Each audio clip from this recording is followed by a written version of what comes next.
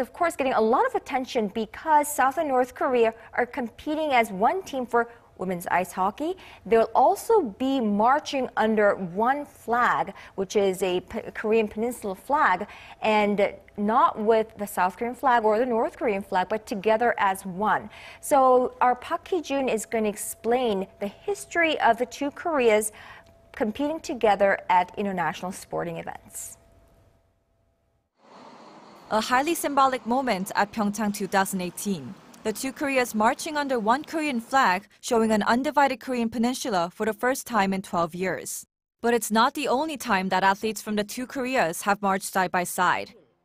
The 1991 World Table Tennis Championships in Chiba, Japan. The Korean unification flag was used for the first time when athletes from the two Koreas fielded joint teams at the championships in April 1991.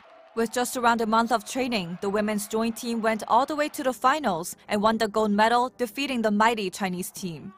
The same year at the 1991 FIFA World Youth Championship in Portugal, the Korea sent a unified soccer team that ended up reaching the quarterfinals.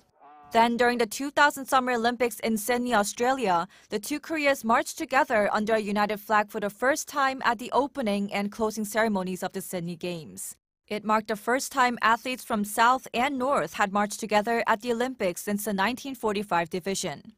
South and North Korea were together again for the opening and closing ceremonies of the 2002 Asian Games in Busan, South Korea.